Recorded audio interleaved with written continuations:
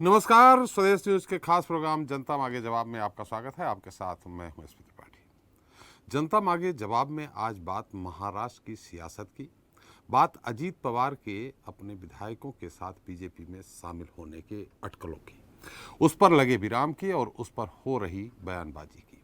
साथ ही बात एनसीपी नेता सुप्रिया सुले के उस बयान की जिसमें उन्होंने कहा था कि 15 दिन के अंदर एक धमाका दिल्ली में और एक धमाका राज्य में यानी महाराष्ट्र में होगा। हालांकि एनसीपी नेता और शरद पवार के भतीजे अजीत पवार ने पार्टी छोड़ने की अटकलों को खारिज कर दिया है। अजीत पवार ने कहा कि बेवजह गलतफहमी फैलाई जा रही है, वे एनसीपी को मरते दम तक नहीं छोड़ेंगे। दरअसल महाराष्ट्र के सियासी गणित के अनुसार शिंदे गुट के पास शिवसेना के 40 विधायक हैं। उद्धव गुट और शिंदे गुट के बीच विवाद सुप्रीम कोर्ट में चल रहा है। अब अगर शिंदे गुट केस हार जाता है तो जिन 16 विधायकों पर पहले से दल बदल कानून की तलवार लटक रही है वो अपात्र हो जाएंगे। उस स्थिति में अगर अजीत पवार एनसीपी के 40 विधायकों के साथ भाजपा के साथ आ जाते हैं तो सरकार बच सकती है। राजनीतिक सूत्रों की माने तो एनसीपी के कुल 53 में से 40 विधायक अजीत पवार के साथ हैं। भाजपा को सपोर्ट करने के लिए अजीत पवार लगातार इन सभी विधायकों के संपर्क में हैं। ऐसा भी कहा जा रहा है कि अजीत पवार ने इन सभी विधायकों से सहमति पत्र भी ले लिया है जो भाजपा को बाहर से समर्थन देंगे। लेकिन फिलहाल अब इन अटकलों पर विराम लगा हुआ है। हालांकि राजनीति में कुछ भी संभव हो सकता है।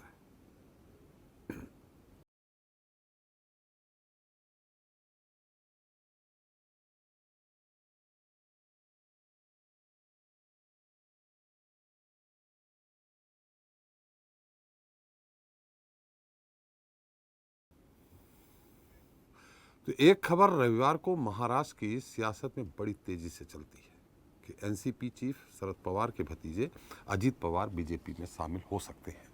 दरअसल अजीत पवार ने फेसबुक और ट्विटर अकाउंट से एनसीपी का बैनर हटाया था और कुछ मीडिया रिपोर्ट्स में कहा गया कि सोमवार को अजीत पवार ने एनसीपी के कुछ विधायकों के साथ बैठक की है। मीडिया रिपोर्ट में ऐसा भी कहा गया कि अजीत भाजपा और शिंदे गुट के साथ जा सकते हैं। उनके साथ पार्टी के 40 विधायक भी हैं। इस पर शरद पवार ने मंगलवार को कहा कि अजीत ने ऐसी कोई मीटिंग नहीं बुलाई। अजीत के साथ ही शरद पवार ने पार्टी छोड़ने की अटकलों को अफवाह बताया, कहा कि बेवजह गलतफहमी फैलाई जा रही है। उधर अजीत पवार ने भी कहा कि वो मरते दम तक एनसीपी में ही रहेंगे। ऐसा सिर्फ मीडिया में फैलाया जा रहा है। इस बीच एक बयान और सामने आया जिसमें एनसीपी सांसद सुप्रिया सुले ने वंचित बहुजन अघाड़ी के प्रकाश आंबेडकर के एक बयान पर कहा कि एक धमाका दिल्ली में और एक राज्य में होगा। अब इन मुद्दों पर सियासत और बयानबाजी तेज है। अजीत पवार के बीजेपी में शामिल होने की अटकलों पर खंडन के बाद विरोधी दलों को बीजेपी पर हमला बोलने का मौका मिल गया है। उद्धव गुट के सांसद संजय राउत ने कहा कि यह सब बीजेपी के लोग कर रहे हैं। उन्होंने कहा है कि हमने बीजेपी का नकाब उतार दिया है। संजय राउत ने दावा किया कि बीजेपी विपक्षी दलों को तोड़ने के लिए जांच एजेंसियों का इस्तेमाल कर रही है। महाराष्ट्र, बिहार और पश्चिम बंगाल में एजेंसियों का सबसे ज्यादा इस्तेमाल हो रहा है, लेकिन हम सभी लोग इस षड्यंत्र के खिलाफ लड़ने को तैयार हैं और डटकर लड़ेंगे। संजय राउत ने कहा कि अजीत महाविकास अघाड़ी के आधार स्तंभ हैं। वे भाजपा ज्वाइन नहीं करेंगे, न ही उनके गुलाम बनेंगे। तो वहीं शिवसेना प्रवक्ता संजय सिरसाट ने कहा कि एनसीपी एक ऐसी पार्टी है जो विश्वासघात करती है। अगर अजीत पवार एनसीपी नेताओं के साथ भाजपा में शामिल हुए तो एकनाथ शिंदे के नेतृत्व वाली शिवसेना महाराष्ट्र में सरकार का हिस्सा नहीं होगी। तो उधर भाजपा का कहना है कि अजीत पवार के पास वहां फ्री हैंड नहीं है, इसलिए अगर वह एनसीपी छोड़कर भाजपा में शामिल होते हैं तो उनका हम स्वागत करेंगे। कुल मिलाकर जो पूरी सियासी स्क्रिप्ट लिखी जा रही है उसका पूरा लब्बे लुआब सुप्रीम कोर्ट के फैसले को लेकर है, जिसके आते ही एक बार फिर महाराष्ट्र में एकनाथ शिंदे समेत शिवसेना के 16 विधायकों को अगर डिस्क्वालीफाइड कर दिया तो सरकार गिरने की स्थिति पैदा होने से पहले ही अजीत पवार अपने इन समर्थक विधायकों की सूची लेकर राज्यपाल के पास पहुंच जाएंगे। ऐसे में अब देखना होगा कि आगे महाराष्ट्र की सियासत में क्या होता है। जनता मांगे के जवाब में इस मुद्दे पर चर्चा करेंगे। महाराष्ट्र में ऑपरेशन लोटस 2 की फिर बड़ी सरगर्मी, लेकिन पहले सुन लेते हैं कि आगे क्या कहा किसने। आपण जे काही सातत्याने माझ्याबद्दलच्या बातम्या पसरवताय किंवा दाखवताय, मी आपल्याला सांगेन की त्याच्यामध्ये यत्किंचितही तथ्य नाही. तुम्ही जे दाखवलेले 40 आमदारांच्या सह्या घेतल्या, असं काही आमदारांच्या सह्या घेण्याचं कारण नाही. आम्ही सगळेजण राष्ट्रवादी काँग्रेस पक्षाचेच आहोत, राष्ट्रवादी काँग्रेस पक्षातच राहणार आहोत. त्याच्यामुळे या बातम्यांना कुठल्याही प्रकारचा आधार नाही. जिस तरह से जांच एजेंसी सेंट्रल प्रेशर बनाकर फिर बीजेपी ऑपरेशन कर रही है, उसके ऊपर अगर हमारे जैसे लोग बोलते हैं तो जरूर बीजेपी को गुस्सा होना चाहिए और किसी को गुस्सा होने की जरूरत नहीं है. अजितदादाने राष्ट्रवादी सोडली, जर राष्ट्रवादी सोडली तर आम्ही त्यांचं निश्चित स्वागत करू, परंतु ते राष्ट्रवादी सहित जर राष्ट्रवादी भाजपमध्ये जाते, हा जो काही लोकांचा कयास आहे तो अत्यंत चुकीचा आहे. दादा राष्ट्रवादीने सोडली तर आम्ही त्यांचं स्वागत करू, हेच या ठिकाणी आपल्याला. तो इस मुद्दे पर चर्चा करने के हमारे साथ मौजूद हैं बीजेपी नेता प्रदीप बैस जी हैं दिल्ली से, एनसीपी नेता बृजमोहन श्रीवास्तव जी हैं भोपाल से, शिवसेना नेता संजय द्विवेदी जी हैं मुंबई से, राजनीतिक विश्लेषक डॉक्टर सत्य प्रकाश शर्मा जी हैं और स्वदेश न्यूज के managing editor RP Srivastava ji हैं. आप सभी का हमारे इस खास कार्यक्रम में बहुत बहुत स्वागत है. प्रदीप जी, आजकल काफी व्यस्त है लगता है आप? नहीं सर, व्यस्त नहीं है. आप जब आमंत्रण देते हैं तो मैं उपस्थित रहता हूं. नहीं, चलिए, काफी दिनों बाद आमना सामना हो रहा. हम ये सवाल कर रहे हैं आपसे कि कितना तोड़ेंगे, कितने लोगों को तोड़ेंगे. अब तो आपकी सरकार चल रही है ऑलरेडी, और मुझे भी मालूम है कि सिंधे गुट के जो 16 विधायक हैं या बाकी जो है वो अपात्र नहीं होने हैं फिलहाल, जो राजनीतिक समीकरण. तो एक कहीं आप तो किसी राज्य में 60 में से 2 विधायक है तो वहाँ भी सरकार बना लेते हैं, 3 विधायक है वहाँ भी सरकार बना लेते हैं, समर्थन नहीं है तो तोड़ देते हैं, कभी कर्नाटक, कभी मध्य प्रदेश, कभी महाराष्ट्र. अब ये विपक्ष में जो लोग हैं उनको तोड़ करके क्या करेंगे आप? अब सर देखिए, आपने प्रश्न भी पूछा और आपके प्रश्न में उत्तर भी निकल आया. जब हमारी सरकार है जी, तो हमें तोड़ने की कोई आवश्यकता ही नहीं. वैसे तो ये तोड़ना शब्द बहुत ही अनपार्लियामेंट्री अगर मैं कहूं तो आपके कार्यक्रम के पैमानों के हिसाब से अनपार्लियामेंट्री मैं उसको टर्म दूंगा मैं, क्योंकि चले इसको क्या नाम दे दें, आप जो कहे वो नाम दे देता हूं. सर मुझे धर्म संकट में न डालिए, आप स्वतंत्र हैं कुछ भी नाम देने के लिए. मैंने आपत्ति, चलिए हम ये कह देते हैं कि अब क्यों विपक्ष के लोगों को क्यों आमंत्रित कर रहे हैं, तोड़ नहीं बोल रहे, आमंत्रित क्यों कर रहे हैं ये कह देते. तो देखिए, हम कहीं नहीं आमंत्रित कर रहे हैं. अगर कोई आने का इच्छुक है तो वो आए, और कोई अगर हमारे परिवार में सम्मिलित होता है तो वो निश्चित तौर पे वो राष्ट्र का और अपना और अपने क्षेत्र का, अपनी क्षेत्र की जनता का जिसका वो प्रतिनिधित्व करता है उसका भला सोच करके ही निर्णय लेता है. जी, अब क्या है कि देखिए सर, विपक्ष हमारे देश में, विपक्ष की जो स्थिति है, छोटा सा मैं वर्णन करना चाहूंगा कि जैसे नेता होते हैं उनके ऊपर आज जो है एक वीडियो काफी वायरल हो रहा है, आप देख रहे होंगे कि रज्जू भैया जो है इलाहाबाद वाले पार्षद के प्रत्याशी, वो जो है भारत रत्न और झंडे को ले जा करके वहां कर दिए. जी, तो विपक्ष की जो मानसिक स्थिति है या विपक्ष के जो कार्यकर्ता नेता है उनकी स्थिति के आकलन से ना 15-20 वर्ष पूर्व भी ऐसी स्थिति नहीं थी, गलीमत बची हुई थी. लेकिन आज विपक्ष की हालत ये है कि एक घोषित अपराधी को भी भारत रत्न देने की बात की जा रही है. तो मैं विपक्ष किसी एक पार्टी को नहीं कह रहा हूं. देखिए, इसी लोकतंत्र में विपक्ष भी है और पक्ष भी है, लेकिन स्थिति क्या हो गई है, नेता कौन सा मॉडल प्रस्तुत कर रहे हैं अपने सेकंड लाइन के कार्यकर्ताओं के लिए, आखिरी लेवल के जो ग्रासरूट लेवल कार्यकर्ता है उसके लिए. जी, प्रयागराज का उदाहरण इससे अंदाजा लगाया जा सकता है कि क्या स्थिति है. बाकी देखिए, लोकतंत्र में अभिव्यक्त करना और अभिव्यक्ति को फिर रिस्पांस देना ये सभी का अधिकार है. उसी अनुरूप हम अपनी चर्चा भी कर रहे हैं. तो ये आरोप अभी बहुत ही मैच्योर मैं कहूंगा कहना कि क्या स्थिति है. हमारी स्थिति मजबूत है, और जो गलतियां इनकी सरकार ने बीते कुछ समय में महाविकास अघाड़ी की सरकार ने की है उसको सुधार रहे हैं हम. और महाराष्ट्र की जनता के लिए भारतीय जनता पार्टी हमेशा की तरह से कटिबद्ध है, प्रतिबद्ध है, वो कार्य आगे चलता रहे. देखिए, आपने महाविकास अघाड़ी का नाम लिया तो मैं बोल रहा हूँ आपकी स्थिति मजबूत है. अब आप उसको महामजबूत करने की स्थिति में है कि अजीत पवार जी के 40 विधायकों के साथ आप उनको ले ले. आगे चल के महाराष्ट्र में लोकसभा में काफ़ी काम आएगा 2024 के चुनाव में महाराष्ट्र. देखिए सर, एनसीपी के व्यक्तिगत मामलों पे आपके कार्यक्रम में आने से पहले मैं काफी होमवर्क कर रहा था और रिपोर्ट को देख रहा था.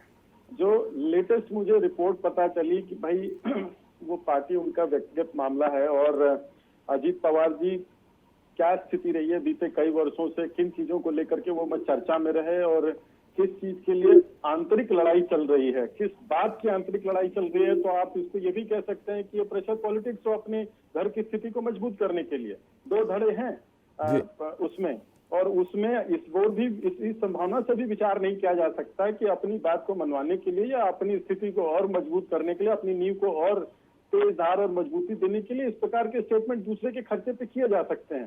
तो दूसरे के खर्चे पे स्टेटमेंट देना तो वही बात होगी मुफ्त का चंदन घिस मेरे नंदन। आज भारतीय जनता पार्टी देश की सेवा में लगी हुई है, आदरणीय मोदी जी के नेतृत्व में सरकार चल रही है और विकास और सुरक्षा मेन मुद्दे हैं। अब आप हमारे दिल्ली के ही हथौड़े को देख लीजिए कि होता कुछ नहीं है, लेकिन तुरंत उठा करके जो है किसी न किसी बात पे आरोपित कर दिया जाता है। तो आरोप लगाना या अपनी बात को ज्यादा स्थापित करने के लिए अपने से किसी बड़े के ऊपर ऐसे ही कीचड़ उछाल देना, ये कोई नई बात नहीं है। कीचड़ कहाँ उछाला जा रहा है? ये तो हम आपसे बोल रहे हैं कि शरद पवार जी का हृदय परिवर्तन पिछले कुछ दिनों से जेपीसी के गठन के मामले में उन्होंने कहा कि जरूरत नहीं जेपीसी के गठन की, फिर अजीत पवार जी ने भी तारीफ कर दी, एक दिन के ही सही, लेकिन फडणवीस जी के साथ वो उप मुख्यमंत्री रहे हैं। ये हृदय परिवर्तन हो रहा है, आपने ऐसा कोई जादू किया है कि हृदय परिवर्तन हो रहा है लोगों का, अपने आप आपके पास आ रहे हैं? जी देखिए, जब विकासवादी सरकार होती है, राष्ट्र को आगे बढ़ाने की बात चल रही होती है, आज आप देखिए ना, कहीं पे भी देख लीजिए, अगर आप निष्पक्ष हो करके आप देखिए, विपक्ष में है, आपको विरोध करना आपका कर्तव्य है, आप करिए, आप कितनी भी गाली देना चाहें दे सकते हैं, लेकिन आज देश की जनता तो ये समझ रही है ना। अब मैं अगर छोटा सा एग्जांपल देके बताऊं कि अंतर्राष्ट्रीय बाजारों में और दूसरे देशों में तेल का मूल्य क्या रहा और हमें यहाँ पे क्या मिलता रहा, जब कोई निष्पक्ष होकर के सोचेगा समझेगा तो बताएगा कि हमारी स्थिति बहुत अच्छी थी। तो विपक्ष के भी नेता तो हमारे ही देश के नागरिक है ना, वो भी अपने अगर आपको अपने आप को अगर विकास की इस धारा में सम्मिलित करना चाहते हैं तो इसका अर्थ ये थोड़ी होगा त्रिपाठी जी कि हम उनका जो है हृदय परिवर्तन करा रहे हैं। हम स्वतंत्र हैं वो, और हम भी स्वतंत्र हैं अपनी सेवा करने के लिए। तो आदरणीय मोदी जी के नेतृत्व में तो जो परिवर्तन हो रहा है वो तो अब परिलक्षित है, दिख रहा है कि क्या चल रहा है, कैसा चल रहा है, और इससे अगर किसी पे प्रभाव पड़ता है तो निश्चित तौर पे हम किसी भी ऐसे व्यक्ति का जो कि भारतीय संविधान का सम्मान करता है, भारत के विकास में अपने आप को लेके चलना चाहता है, तो निश्चित तौर पे उसका स्वागत है।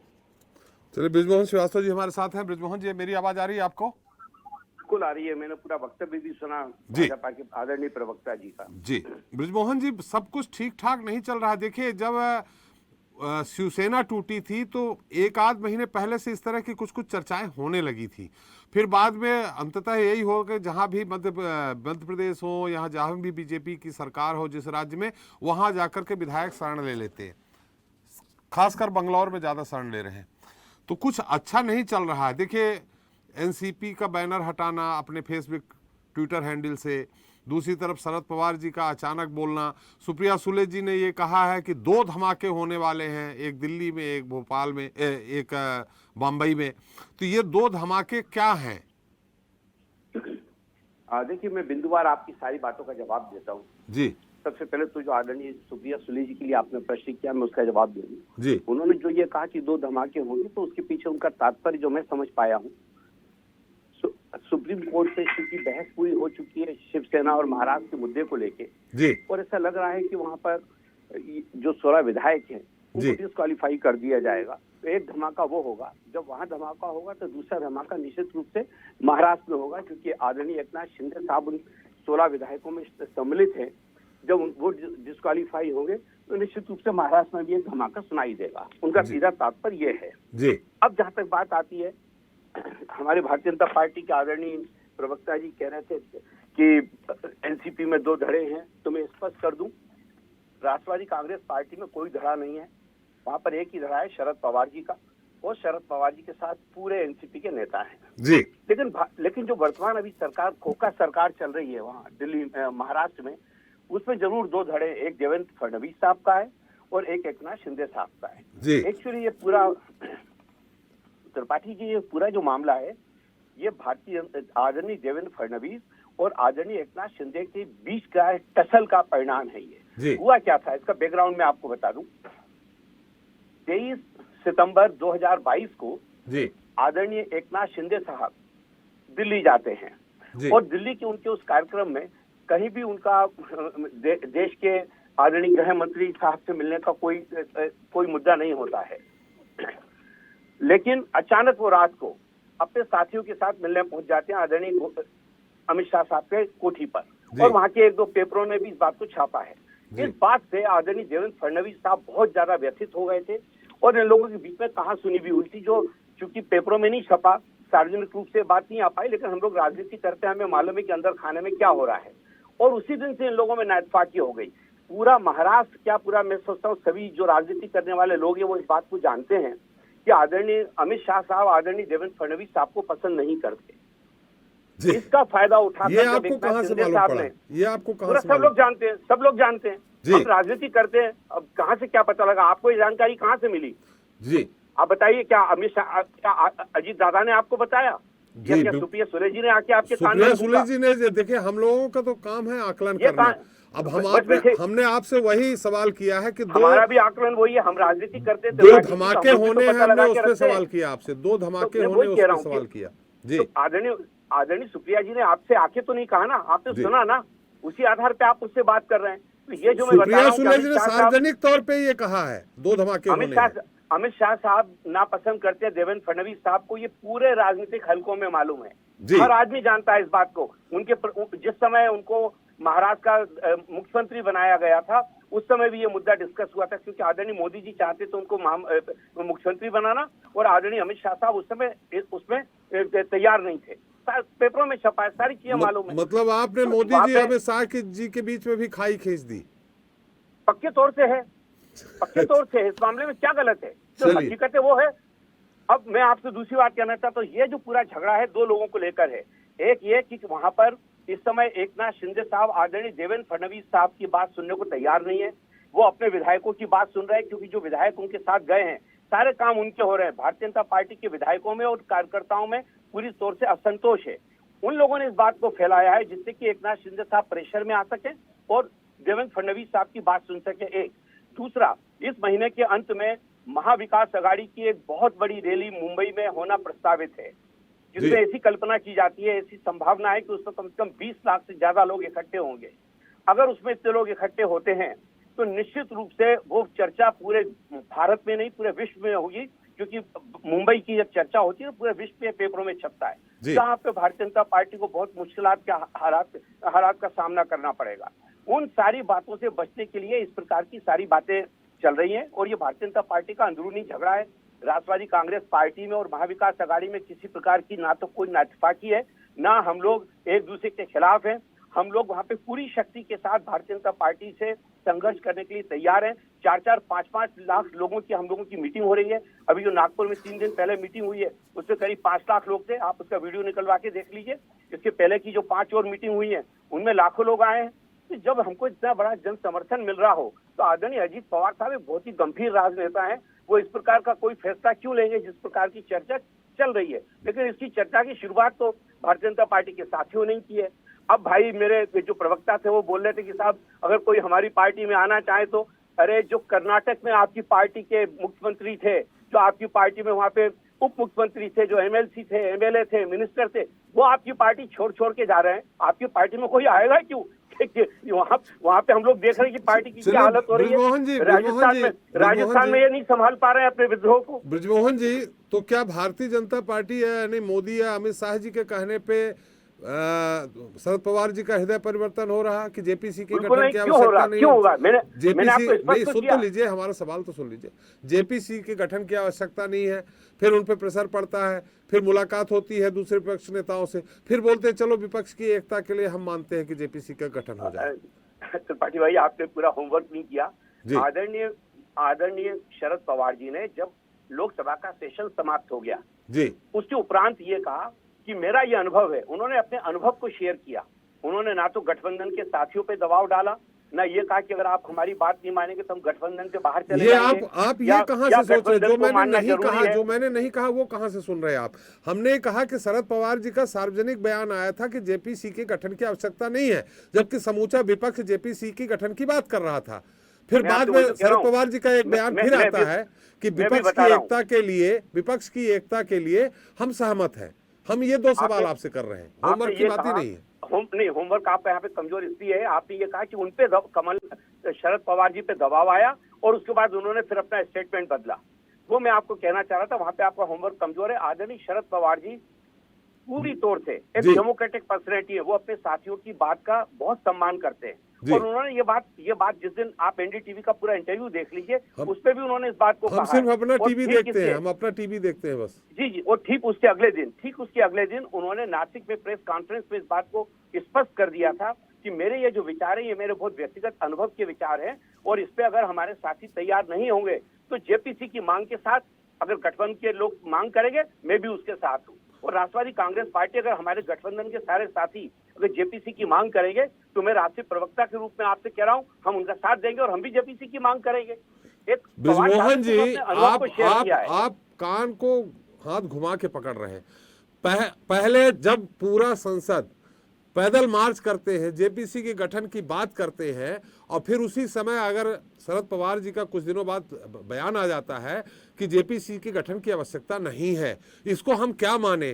फिर कुछ दिनों बाद बयान कहीं भी आए, किसी भी तरह के आए कि अगर हमारे सांसद चाहते हैं, हमारे विपक्ष चाहता है, तो ये मेरा अपना व्यक्तिगत विचार। तो ये तो वही बात हुई ना कि फिर उन्होंने ये बयान फिर क्यों देना पड़ा उनको कि हम जेपीसी के गठन के समर्थन करते हैं। एसपी भाई, आपका प्रश्न बहुत अच्छा, मैं उसको स्पष्ट कर रहा हूँ। देखिए, पूरे जब 13 तारीख से लेके समापन होने तक जी लगातार जेपीसी की मांग पर राष्ट्रवादी कांग्रेस के सांसदों ने कंधे से कंधा लगाकर गठबंधन का साथ दिया। जी, हमने कहीं किसी लेवल पर, किसी स्तर पर हमारी पार्टी के रैंक एंड फाइल ने, कैडर ने, या हमारे किसी भी सांसद या विधायक ने इस मामले में कभी भी असहमति नहीं व्यक्त की। हम लोग साथ हैं गठबंधन के। जब ये दौर खत्म हो गया तो अब अगली संसद 2.5 महीने बाद होना है। तब आदरणीय शरद पवार जी ने कहा कि भाई इस 2.5 महीने के लिए हमारे पास क्या प्रोग्राम होना चाहिए। वो प्रोग्राम उन्होंने डिस्कस किया कि अभी हम किसानों की बात करें, बेरोजगारी की बात करें, महंगाई की बात करें, संविधान और संवैधानिक संस्थाओं के दुरुपयोग की हम बात करें, क्योंकि 2.5 महीने तो अब जेपीसी की बात नहीं हो सकती है। तो बेहतर ये होगा कि अभी हम जेपीसी पे बात न करके इन मुद्दों पे बात करें जो पहले से जनता के बीच में है। एक और ये जो गठबंधन बना है ये पहले से इन मुद्दों पे बना हुआ है। पहले दिन से हम लोग ये बात कह रहे हैं कि वो सारे राजनीतिक दल जो भारतीय जनता पार्टी की संवैधानिक संस्थाओं के दुरुपयोग की कार्य प्रणाली से असहमत है, वो सारे लोग एकजुट होकर काम करेंगे। उस समय तो ना तो अडानी साहब का मुद्दा आया था, ना उस समय जेपीसी का मुद्दा आया था। तो बीच का एक मुद्दा है। और मैं फिर आपसे कहना चाहता हूँ कि गठबंधन के हम लोग अभिन्न अंग हैं, और भारतीय जनता पार्टी की इस पूरे कुशासन के लिए, भारतीय जनता पार्टी की जो संवैधानिक संस्थाओं की ना देखी है और उनका जो दुरुपयोग है, उसके खिलाफ हम लोग एक हैं, और हम सब लोग मिलजुल कर अंतिम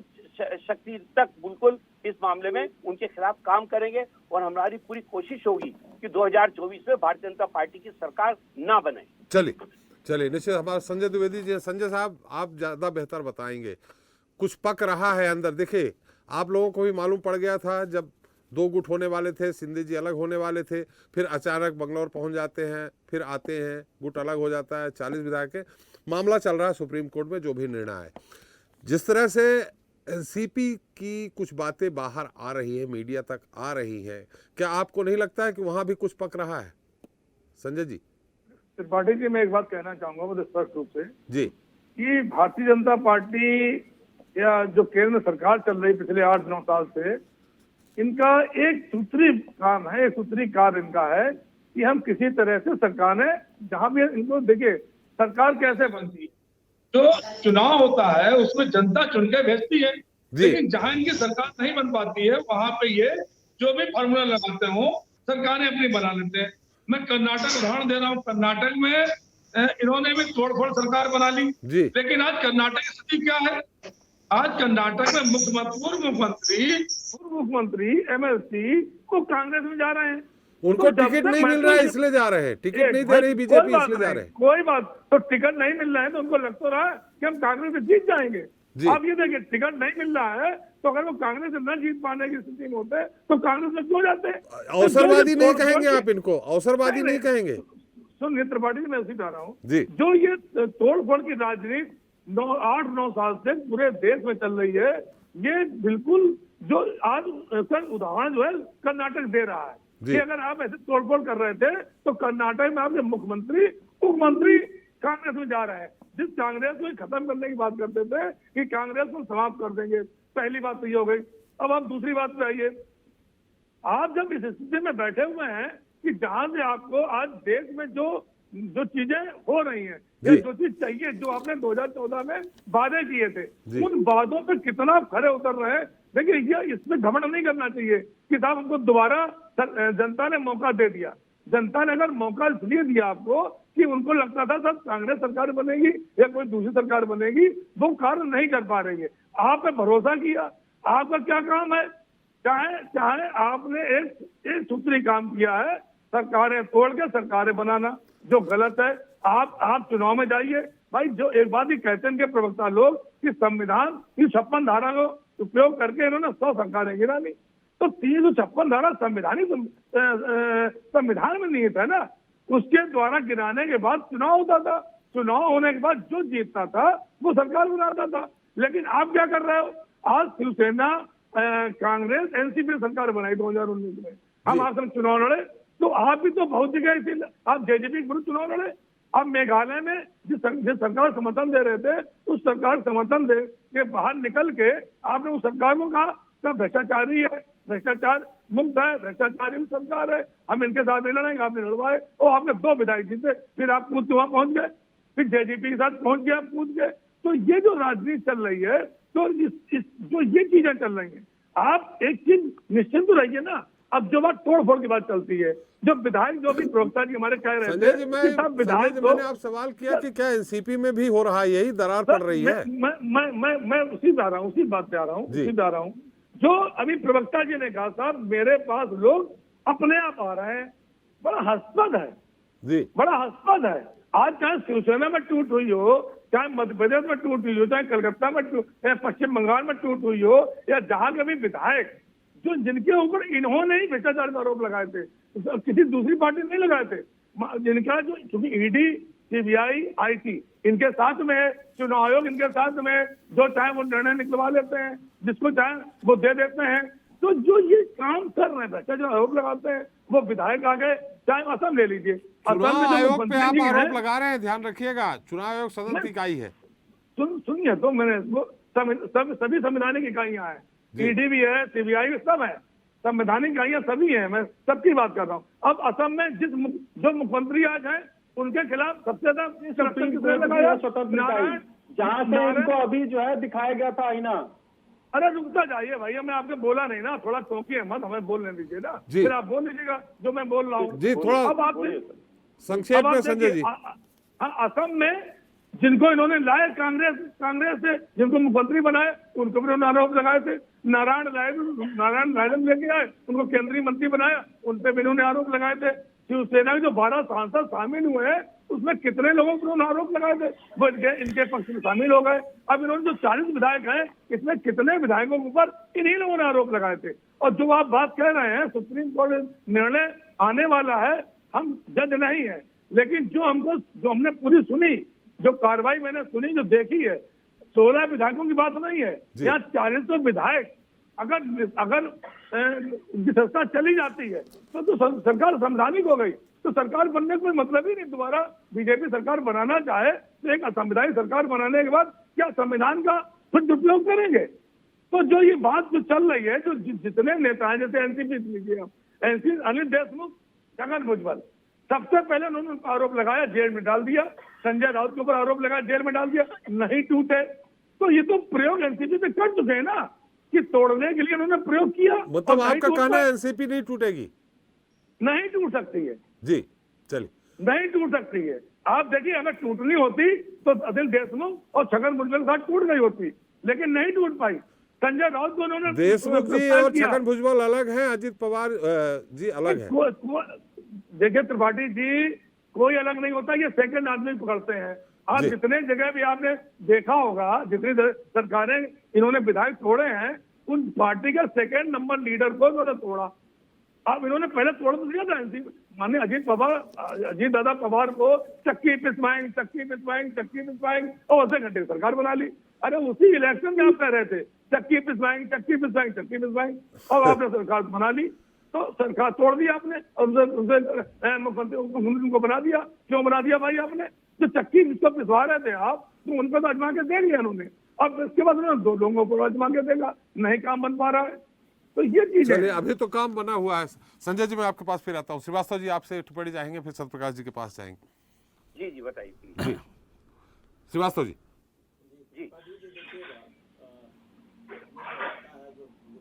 बनी है पिछले 2-3 दिनों के भीतर, और जिस तरह से अजीत पवार जी मिलने गए थे इनसे, फडणवीस से, एक जो बात सबसे बड़े समझ में आती है कि कहीं न कहीं पर जो सुप्रीम कोर्ट का जो जजमेंट डिस्क्वालिफिकेशन का 16 MLA का आने वाला है, उसके पहले की एक हलचल है। मुझे लगता है कि भारतीय जनता पार्टी पहले से ही तैयार है कि अगर कुछ ऐसा होता है तो उसके 40 MLA जो है वो डिस्क्वालीफाई हो जाएंगे, तो फिर सरकार चलाना होगा किस तरह से, फिर एक संवैधानिक संकट भी खड़ा होता है। हमें लगता है कि अजीत पवार जी के साथ जो बातचीत है, जिस तरह से, हालांकि उन्होंने खंडन कर दिया बाद में आकर के कि हम कहीं नहीं जा रहे हैं, हम इसके साथ इंटैक्ट हैं, लेकिन एक चीज़ और जो निकल के सामने आ रही है कि बहुत सारे विधायक जिन पर ईडी का शिकंजा है, हो सकता है कि वो चले जाएं, भले उनकी सदस्यता समाप्त हो जाए।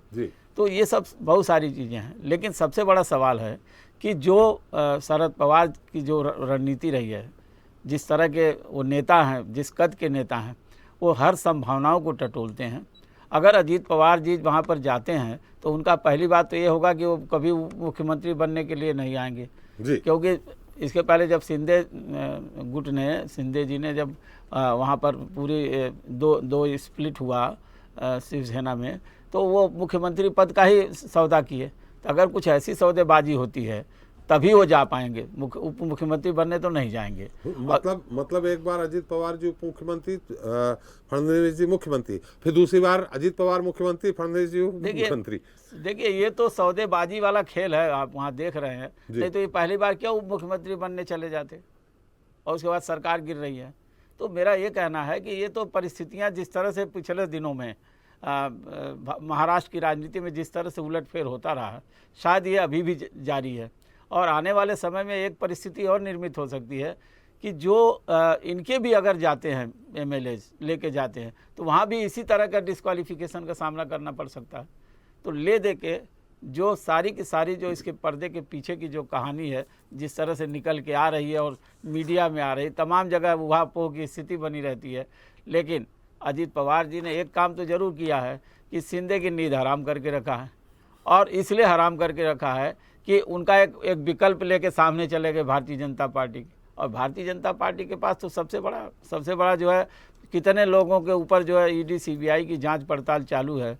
कोई नहीं चाहेगा अपनी संपत्ति जब्त कराना, कोई नहीं चाहेगा जेल जाना। आप दिल्ली भी देख रहे हैं किस तरह की स्थितियां हैं। तो ये सारी बातों को अगर आप मान लें तो एक तरह से जो कल आने वाले समय में, और जिस तरह सुप्रिया सुले जी ने बोला कि 2 हफ्ते में धमाका होगा, 1 हफ्ते के 15 दिन के भीतर, तो ये सब इस तरह के धमाके की पहली स्क्रिप्ट है कि कब कल क्या होने वाला है और राजनीति में किस तरह का उलटफेर होगा महाराष्ट्र की राजनीति में। सत्यप्रकाश जी, 2 धमाका, हालांकि बृजमोहन जी ने उस धमाकों को बिल्कुल उलट दिया।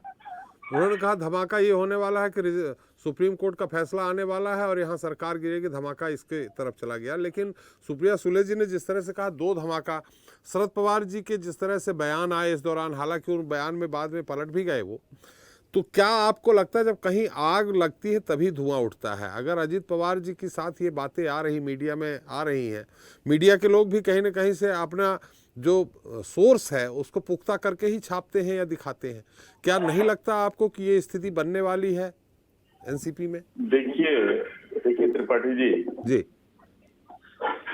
सबसे पहली बात तो ये है कि ये जो एनसीपी के लीडर भले ही कुछ कहें, सुप्रीम कोर्ट के जो वर्डिक्ट होते हैं, डिसीजन होते हैं, वो धमाके नहीं होते हैं, और पॉलिटिकल आदमी तो उसको धमाका बोल ही नहीं सकता। एक तो ये बात है। तो जो स्पेकुलेशंस आज दिख रहे हैं या आ रहे हैं, उसके पीछे सबसे बड़ा कारण एक महत्वपूर्ण है, वो है सुप्रीम कोर्ट का आने वाला फैसला। अगर वो 16 एमएलए डिस्क्वालीफाई हो गए तो ये मान के चलिए कि भारतीय जनता पार्टी के लिए बड़ी मुसीबत खड़ी हो जाएगी। अब उन्हें एक अल्टरनेट तो चाहिए। देखिए, भारतीय जनता पार्टी को एक चीज और बताऊं, महाराष्ट्र वो राज्य है जो 48 लोकसभा सीट्स देता है। जैसे उन्होंने शिवसेना के कंधे पर हाथ रखकर आज शिवसेना को कहां पहुंचा दिया, ये भी बात मान चलिए। इस जो टेन्यूर है इस सरकार का खत्म होने के बाद एकनाथ शिंदे की हाइट भी वो नहीं होगी जो आज किसी मुख्यमंत्री की होती है। भारतीय जनता पार्टी उनको उस मुकाम पर लाके खड़ा करेगी और अब उसकी नजर एनसीपी पर है। आप ये मान के चलिए कि भारतीय जनता पार्टी का ये प्रमुख प्रयास है वहां पर कि वो मैन पार्टी बनना चाहती है कांग्रेस के या पूरे के सामने, यानी कि एनसीपी खत्म हो, दूसरा ये दूसरी पार्टी शिवसेना खत्म हो ही रही है। अब जब भी जो बात आए कि कांग्रेस आइडियोलॉजी और हिंदुत्व की आइडियोलॉजी वाली दो पार्टीज हो और भारतीय जनता पार्टी मजबूत पार्टी बनके उभरे। देखिए, आप भले ही कोई पार्टी का आदमी कुछ भी कह रहा हो, लेकिन क्या वो दिन आप भूल गए 2019 का, जैसा अभी जिक्र किया था, जब यही अजीत पवार उनके साथ सत्ता बनाने के लिए शपथ ले ली थी डिप्टी सीएम की और उनको सीएम की दिलवा दी। तो ये जो आज राजनीतिक हलकों में जो चर्चा है, उस चर्चा को कहीं ना कहीं उन्होंने साथ भी दिया है सुप्रिया ने।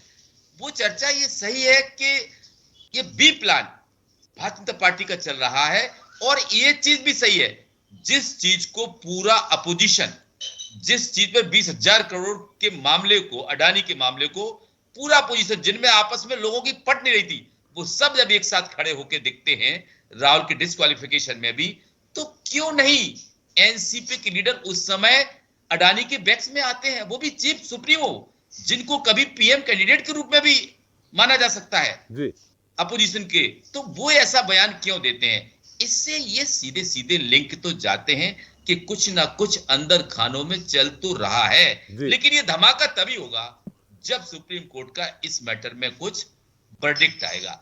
लेकिन भारतीय जनता पार्टी को ये वर्डिक्ट आए, जो भी आए, लेकिन भारतीय जनता पार्टी को एक बड़ी मजबूत पार्टी आप मान के चलिए, क्योंकि उसकी खासियत है कि वो अपने पैर उन जगह पसारती है जहां उसने लंबे समय से अपनी को आजाद पंछी के रूप में नहीं देखा हो। आपके सामने एक बड़ा उदाहरण है, पिछले विधानसभा चुनाव में वेस्ट बंगाल में भारतीय जनता पार्टी ने कहां से क्या करके दिखा दिया। तो ये आप मान के चले कि महाराष्ट्र में वो ना तो बैसाखी एनसीपी की चाहेगी भविष्य में और ना ही शिवसेना की, तो उसने खत्म कर ही दी। भले ही उन्होंने सीएम उनको बना दिया, लेकिन सीएम नहीं बनाते तो मध्य प्रदेश जैसी स्थिति नहीं है ये कि ज्योतिरादित्य सिंधिया सीएम बनने से चूक गए। एग्रीमेंट सिंधिया का पॉलिटिकल क्या सोच रहा और एक सिंधे ने अपने आप को वहां एस्टैब्लिश कर लिया। तो ये आप बिल्कुल मान के चलिए कि वहां भारतीय जनता पार्टी की पूरी नजर है। अभी उनकी उतनी सीट्स भी नहीं है लोकसभा में, तो ये ना केवल वहां के राज्य की राजनीतिक परिस्थितियों को लेकर ये सब चल रहा है, आप ये मान के चलिए कि ये परिस्थिति 2024 की लेकर पूरी भारतीय जनता पार्टी इस प्लानिंग में है और उस प्लानिंग के संदेश आपको दिखते भी हैं। मैं शरद पवार जी को बहुत सीनियर लीडर मानता हूं और वो उनके जैसा लीडर देश में बहुत कम है, लेकिन वो इतने समझदार, भले ही उम्र कुछ भी हो, वो कहते हैं ये बकवास है, इस पर बात नहीं करना चाहिए, अडानी के ऊपर बात नहीं करना चाहिए। ये भले ही उन्होंने इसको मोड़ दिया हो श्रीवास्तव साहब ने, लेकिन उन्होंने स्पष्ट कहा उस चैनल पर। तो ये चीज कहीं ना कहीं बात करती है। उसी के बाद अजीत पवार, और मैं आपको फिर बता रहा हूं, मैं चूंकि दिल्ली के अखबार को लिखता हूं, दिल्ली के जो सोर्सेज हैं वो कहते हैं, अभी हालांकि सोर्सेज है, कंफर्मेशन तो नहीं है, कि ये घटनाक्रम घट सकता है, क्योंकि अजीत पवार वो शख्सियत हैं जो 2019 में तुरंत भाजपा के साथ जाते हैं और तुरंत एमबीए के पास आ जाते हैं। तो ये उनकी जो क्रेडिबिलिटी है वो कैसे मानी जा सकती कि नहीं, वो जो कह रहे हैं वो सत्य कह रहे हैं। जी चलो, प्रदीप जी कुछ कहना चाह रहे थे संजय जी की बात पे आप? देखिए, संजय जी भी जो है स्वतंत्र नागरिक हैं आरोप लगाने के लिए, और आरोपों पर अगर विशेष और ज्यादा ध्यान दिया जाए तो हम प्रगति के रास्ते भटक जाएंगे। तो आरोप लगते रहेंगे, चलता रहेगा कार्य, हम अपने राह में आगे बढ़ते रहेंगे। तो मुझे कुछ विशेष नहीं उस पर टिप्पणी करनी है। चर्चा में ऐसा कुछ रंग आ जाए वैसा भी नहीं चाहता, क्योंकि बड़ी ही मैं आपके इस कार्यक्रम में एक चीज जो पाता हूँ कि सभी अपनी बातें रख लेते हैं और कभी कभार जो है अति उत्साह में कोई एक बार बोल दे तो बोल दे, अन्यथा कोई किसी को काटता रोकता नहीं है। तो अभी तक की जो हमारी चर्चा है उसमें मैं भी बड़े ध्यान से सुन रहा था और क्या क्या कहा जा रहा था मेरे और मेरी पार्टी के विषय, मतलब मेरी हमारी विचारधारा के विषय में, वो बड़े ध्यान से सुन रहा था। तो नहीं, अभी मुझे कुछ नहीं कहना है। ये आकलन लगाते रहते हैं लोग, लगते रहने चाहिए और मीडिया का काम भी है आकलन लगाना, ताकि जनता को क्लियर पिक्चर आती रहे। तो मुझे अभी फिलहाल कुछ नहीं कहना। संजय जी कह रहे हैं कि असंवैधानिक रूप से आप सरकार चलाते हैं। सर, संजय जी को लगता है असंवैधानिक है तो उनके पास न्यायालय है, न्यायालय स्वतंत्र इकाई है। जैसे कि आपने बताया जी, चुनाव आयोग एक स्वतंत्र इकाई है। हो सकता है देर से सुनवाई हो न्यायालय में, लेकिन सुनवाई जरूर होगी। अगर हम असंवैधानिक तरीके से कर रहे हैं तो न्यायालय है, कार्यपालिका अपनी जगह है, न्यायपालिका के अपने अधिकार हैं और उसका सम्मान है इस पूरे देश में। आज भले 5 करोड़ मुकदमे पेंडिंग हो, लेकिन फिर भी आदमी जो है भरोसा करता है न्यायपालिका को। त्रिपाठी जी, मैं एक बात कहना चाहूंगा। त्रिपाठी जी, संजय जी, मैं एक बात कहना चाहूंगा। चलिए, मैंने भारतीय जनता पार्टी की बात मान ली, बहुत अच्छी बात उन्होंने कही, लेकिन कल को अगर कल को सुप्रीम कोर्ट ये निर्णय दे दे कि सरकार संवैधानिक बनी थी, तो जो ये 9-10 महीने जो अगर मुख्यमंत्री जो रहे हैं, इसके लिए क्या जवाब होगा? इन्होंने जो निर्णय लिए उस बीच में, जो इन्होंने मुंबई महाराष्ट्र में जो लगने थे उनको इन्होंने वहां गुजरात ट्रांसफर करा दिया, तो ये तो बहुत बड़ा बात हो गई। अगर मैं एक बात कह रहा हूँ, देखिए मैंने क्यों कहा संजय जी, अगर निर्णय दे दिया उस पे अभी से क्या बहस हो सकती है? नहीं, मैंने अभी इन्हीं की बात में कह रहा हूँ ना, अगर निर्णय दे दिया कि ये संविधान इसमें डिस्क्वालीफाइड तो हो रहे हैं 400 विधायक, तो ये जो सरकार बनी थी, इन्होंने जो निर्णय लिए थे उसका जिम्मेदार कौन होगा? उसकी जवाबदारी क्या भारतीय जनता पार्टी या केंद्र के माननीय मोदी जी और माननीय अमित शाह जी देंगे? इस बात की वो देंगे क्या? अब नई सरकार तय करेगी ना जो बनेगी। चलिए प्रदीप जी कुछ कहना चाह रहे हैं। चलिए, आपने सवाल किया, प्रदीप जी उत्तर दे रहे हैं। जी प्रदीप जी। त्रिपाठी जी, आपने शायद उसको पूछ दिया। देखो, हाइपोथेटिकल सिचुएशन या हाइपोथेटिकल प्रश्नों पे ना लोकतंत्र नहीं चलता है जी। अगर न्यायालय ने दिया, अब ऐसा तो वैसे तो होगा नहीं, लेकिन अगर ऐसा होता है तो न्यायालय उसके हिसाब से फिर अपना जजमेंट भी देगा। तो जो जजमेंट होगा, जिसको अफेक्ट करेगा, अफेक्टेड पार्टीज उसको अबाइड करेंगी, उसको एडहर करेंगी, उसी हिसाब से आगे कार्यक्रम होगा। तो ये कोई खेल थोड़ी चल रहा है, लोकतंत्र खेल नहीं है। और जो लोग लोकतंत्र को खेल समझने की भूल करते हैं, वो भारतीय लोकतंत्र के जो बहुत महत्वपूर्ण अंग है, वोटर को अपने उसी अनुरूप उनका भी, देखिए उच्चतम न्यायालय है, लेकिन सबसे बड़ी न्यायालय जो है जनता की न्यायालय है, तो वो अपना फैसला सुनाती रहती है, उस पर आकलन करते रहे। जब आपके पक्ष में होता है तो आप कुछ नहीं कहते, लेकिन जब आपके विरोध में हो जाता है तो आपको सारी खुदाई दिखने लगती है। तो ठीक है, हम मानते हैं कि सबसे बड़ी जो अदालत है वो जनता की अदालत जी। ब्रिजमोहन जी, आवाज आ रही? आ रही है भाई, मैं सुन रहा हूँ जी। ब्रिजमोहन जी, हालांकि हमारे सत्यप्रकाश जी ने कहा कि शरद पवार जैसे सीजन्ड लीडर अगर इस तरह से बयान दे दे, उसके मायने तो निकलते हैं। आपने हालांकि सारी चीजें एक तरफ कर दी, आपने कह दिया कि सही ढंग से जानकारी नहीं है, होमवर्क नहीं है, सारी चीजें, लेकिन सत्यप्रकाश जी भी लगता है होमवर्क करके नहीं आए। देखिए भाई साहब, किसी मामले में प्रेज्यूम करने का अधिकार तो सबों को है जी। मैंने तो सिर्फ आपको हकीकत बताई जो राष्ट्रीय प्रवक्ता के रूप में मुझे आपके सामने रखना चाहिए कि मैं पार्टी की तरफ से बोल रहा हूँ, मैं कोई प्रेज्यूम नहीं कर रहा, ना मैं किसी प्रकार का कोई भ्रम फैलाने का काम कर रहा हूँ। जो फैक्ट है मैंने वो आपके सामने रखा। अभी जैसे बात आ रही है आदरणीय अजीत पवार साहब को लेके कि 2019 में वो सरकार बनाने के लिए उधर गए थे, इसमें भी बहुत गंभीर चर्चा हुई है। तो मैं याद दिला दूं कि उस समय महाराष्ट्र में राष्ट्रपति शासन था और राष्ट्रपति शासन उठाने के लिए जब तक राष्ट्रपति शासन गणित खेला गया था कि राज्यपाल खेला गया था जी। ये राज्यपाल जी पे आप सीधे तोहमत लगा रहे हैं। तो भारतीय जनता पार्टी को स्वीकार करना चाहिए कि वो उस रणनीति में पराजित हुए थे, क्योंकि उनको उस समय राजनीति की इतनी समझ नहीं थी जी। अपनी नासमझी को छुपाने के लिए वो आदरणीय अजीत पवार साहब पे आरोप लगाते हैं। वो हमारी रणनीति का हिस्सा था। अब रणनीति के लिए किसी ना किसी एक आदमी को तो सामने रखना पड़ता। तो आदरणीय अजीत पवार साहब ने दायित्व अपने कंधे पे लिया और उसके बाद निश्चित रूप से देखिए कि चर्चा भी होती है, जिससे उनकी कहीं ना कहीं उनकी बदनामी भी होती है, जिससे भी, लेकिन पार्टी के लिए, पार्टी के हित में और महाराष्ट्र की जनता के हित में ये फैसला लेना जरूरी था, क्योंकि अगर वहां पर ये तीनों पार्टियां मिलकर सरकार नहीं बनाती तो फिर वहां पे मिड टर्म कराना पड़ता, फिर जनता के ऊपर भार आता। तो ये सारी चीजें जरूरी थी। तो भारतीय जनता पार्टी अपनी असफलता को तो स्वीकार करने को तैयार नहीं है, लेकिन बाकी की सारी बातें कहने को तैयार है। तो मैं ये कहना चाहता हूँ कि महाविकास अघाड़ी का अस्तित्व है, हाँ, और रहेगा। और महाराष्ट्र के अंदर आने वाले लोकसभा के चुनाव में जो 48 सीटें, उसे से अगर बीजेपी 2 या 3 सीटें जीत जाए तो बहुत बड़ी बात होगी। त्रिपाठी भाई, आज 5-5, 7-7 लाख लोगों की मीटिंग हो रही है, जिसमें हम लोग साधन नहीं दे पा रहे हमारे कार्यकर्ताओं को, हम उनको कोई सुविधाएं नहीं दे पा रहे। लोग स्वयं चल के आ रहे हैं और पूरी तौर से जन समर्थन दे रहे हैं कि साहब हम महाविकास अघाड़ी को पूरी शक्ति के साथ चुनाव लड़ना चाहिए और हम लोग जो है हम चुनाव जिताएंगे। तो भारतीय जनता पार्टी इस बात को लेकर परेशान है। उनके जितने सर्वे हैं, सारे सर्वे में उनको समझ में आ रहा है उत्तर प्रदेश के बाद महाराष्ट्र में सबसे ज्यादा लोकसभा की सीटें हैं, 48 में से अगर 2 या 3 सीटें जीती। और मैं आपसे आज आपके चैनल पे गंभीरता पूर्वक बात कहना चाहता हूँ, 2024 के चुनाव में भारतीय जनता पार्टी को पूरा बहुमत नहीं मिल रहा। चलिए, ये अल्पमत में आएंगे, ये मैं आज आपसे बता रहा हूँ। सरकार आपकी बन जाएगी? मैंने ये नहीं कहा, मैंने बिल्कुल ये नहीं कहा। अभी मैंने ये कहा कि भारतीय जनता पार्टी को पूरा बहुमत नहीं मिल रहा। और आप देख लीजिएगा, क्योंकि सारे गणित इस प्रकार के, सारी संभावनाएं इस प्रकार की। विपक्ष अपना एक नेता तो चुन ले, हम तो, हमारी तो शुभकामनाएं है कि शरद पवार जी को चुन ले। नहीं, नेता चुनने की जरूरत ही नहीं। अटल बिहारी वाजपेयी साहब जब बने थे तब कौन नेता था? उसके पहले जब मोरारजी देसाई बने थे उस समय कौन नेता था? नेता का मुद्दा नहीं है, मुद्दा होता है इशू चाहिए। और इशू एक है कि भारतीय जनता पार्टी की सरकार जिस प्रकार से संवैधानिक संस्थाओं का दुरुपयोग कर रही है, जिस प्रकार से विपक्ष को दबाने के लिए और जो क्षेत्रीय दल है उनको तोड़ने का काम कर रही है, इसके खिलाफ हम लोग सब लोग एकजुट हैं। और ये हमारा कार्यक्रम है और इस कार्यक्रम को लेकर हम लोगों के बीच में जाएंगे। चलिए प्रदीप जी, नेता की जरूरत नहीं होती है। जी प्रदीप जी।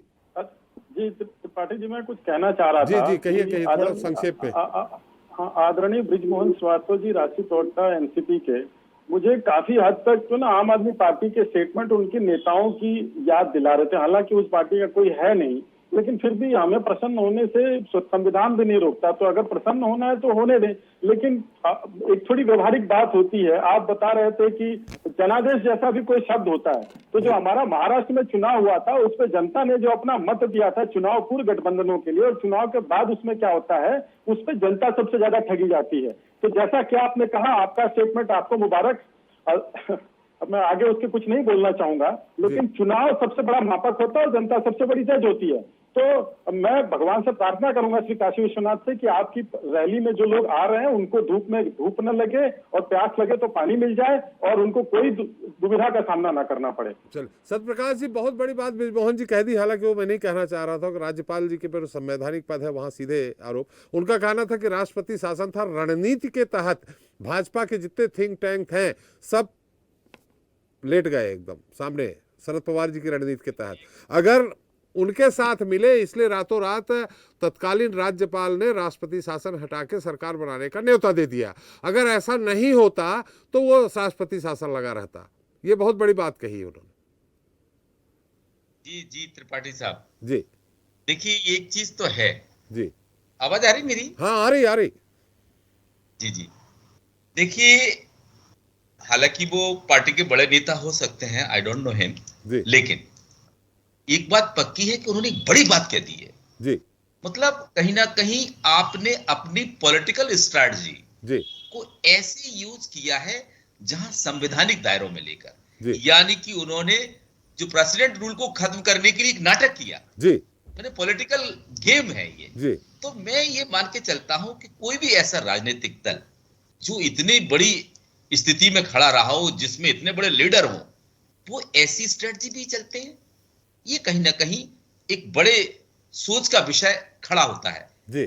हालांकि अजीत पवार और सुप्रिया सुले और उनके फादर के बीच में उस दौरान क्या क्या खबरें आ रही थी जी, ये भी सबको पता है और हम जर्नलिस्ट को भी पता है। हो सकता है कि वो पार्टी के लीडर हैं, उनको ज्यादा पता हो, क्योंकि स्ट्रेटजी जब बनी होगी या जो ब्रेनस्टॉर्मिंग हुआ होगा उस दौरान वो रहे होंगे, तो वो उस चीज को बता सकते हैं। लेकिन जो राजनीति के गलियारों में है, ये चीज आज तक छनके नहीं आई है जी, कि भाई ये चीज ऐसी थी इसलिए ऐसा हुआ। क्योंकि अगर मोदी को, आपको मैं बता दूंगा, अमित शाह को उस समय अगर असेंबली डिसॉल्व करनी थी तो वो कर मारते, वो आपकी स्ट्रेटजी तक इंतजार नहीं करने वाले थे जी, क्योंकि मैं जानता हूं कहां उन्होंने क्या क्या स्टेप लिए हैं और आप भी जानते हैं इस चीज को। तो वो आपकी स्ट्रेटजी में फंस जाए, ये मुझे नहीं लगता है जी। वो सिर्फ ये कारण हो सकता है कि कहीं ना कहीं महाराष्ट्र की जनता पर एक बड़ा बोझ तो डलेगा ही, साथ ही महाराष्ट्र की जनता उनसे नाराज हो जाएगी। और भारतीय जनता पार्टी, क्योंकि उस समय उन्होंने बड़ा स्प्लिट किया था, क्योंकि जो महाराष्ट्र की जनता शिवसेना के पूर्व प्रमुख बाला साहब ठाकरे को जो पसंद करती थी, उसके परिवार को तोड़ना पहले, दूसरा उसके साथ जो जितना कार्यकर्ता जो आज शिवसेना खड़ी, जिन्होंने 66 से आज तक की, उस शिवसेना के दो धड़े होना, इसका कहीं बैड इंपैक्ट ना पड़ जाए, और केवल काय के लिए, सत्ता के लिए, इसलिए कहीं ना कहीं वहां असेंबली को डिसॉल्व नहीं किया गया हो सकता है। लेकिन भाई राजनीति है, राजनीति में कुछ भी स्टेप लिए जा सकते हैं, और चूंकि आपकी पार्टी का मामला है तो आप उसको ज्यादा बेहतर समझते हैं, लेकिन हम जो पॉलिटिकली जो समझ रखते हैं उसमें आमतौर पर ऐसा नहीं देखा गया, ना होता है। श्रीवास्तव जी, आरपी श्रीवास्तव जी। देखिए त्रिपाठी जी, बृजमोहन जी ने एक बात जो अपनी स्ट्रेटेजी बताया, बड़ी, हालांकि चर्चा होती रही है, नहीं चर्चा भी होती रही है, और एक बात और भी बताया उन्होंने, कुछ बातों को सही ढंग से भी बताया है।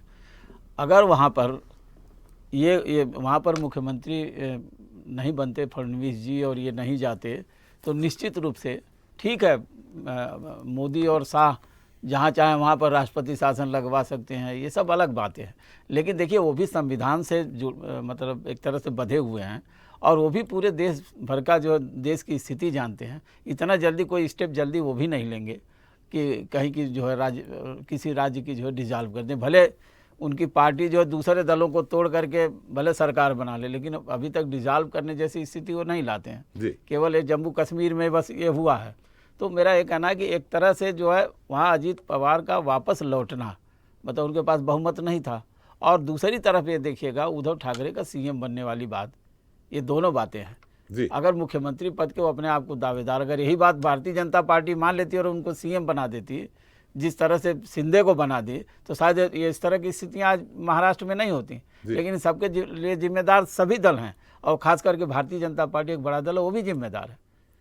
मेरा ये कहना है इस मामले, जब शिंदे को बना सकते हैं उसी गुट से धड़े को तोड़ करके, तो उस समय उद्धव ठाकरे को भी बना सकते थे, लेकिन उन्होंने नहीं बनाया। ये तो राजनीतिक चिढ़ हो गई ना कि मैंने कहा ना कि ये सब हाँ, लेकिन दूसरी सबसे बड़ी बात यह है कि आप देखिए जो 2-3 दिन के भीतर जो सरगर्मी है, निश्चित रूप से सुप्रीम कोर्ट के फैसला आने दीजिए, और उसके बाद क्या स्थितियां महाराष्ट्र की निर्मित होती हैं, किस तरह के समीकरण बनते हैं। ये भी हो सकता है कि आने वाले समय में अजीत पवार जी मुख्यमंत्री भी बन जाएं जी। तो ये सब बहुत सारे कयास लगाए जा सकते हैं, किसी के मतलब इसका जवाब अभी किसी के पास नहीं है। ये तो भविष्य के गर्त में है कि किस तरह की राजनीति करवट लेती है और किस तरह की जो है आने वाले समय में परिस्थितियाँ बनती है। चलिए, केस तो उसमें भी चल रहा है कि किसको चुनाव चिन्ह किसको मिले, पार्टी का नाम किसको मिले, वो भी अभी बहुत लंबित। और उसके अलावा भी ईडी, और अभी एक ईडी भी है, बहुत बड़ा फैक्टर है जी, जो वहाँ पर अभी इम्प्लीमेंट हो सकता है जी। चलिए, समय भी समाप्त है। बहुत धन्यवाद प्रदीप जी आपका, बृजमोहन जी आपका, संजय द्विवेदी जी आपका, सत्यप्रकाश जी आपका, और रवि श्रीवास्तव जी आपका हमारे साथ चर्चा में शरीक होने के लिए। तो जनता मांगे जवाब में आज हमने चर्चा की महाराष्ट्र में एक बार फिर शुरू हुई सियासी हलचल की, जिस पर राजनीतिक प्रतिक्रियाओं के दौरान सबके अपने अपने तर्क रहे। लेकिन अब सवाल यही है कि क्या महाराष्ट्र में फिर खेला होगा, क्या एनसीपी टूटेगी, क्या महाराष्ट्र में अजीत पवार के जरिए भाजपा के अच्छे दिन आएंगे, क्या अजीत पवार शरद पवार को अपना पावर दिखाएंगे। क्योंकि फिलहाल तो अटकलों पर भले ही विराम लग गया हो, लेकिन कहते हैं कि सियासत में असंभव कुछ भी नहीं है। जनता मांगे जवाब में इतना ही। नमस्कार।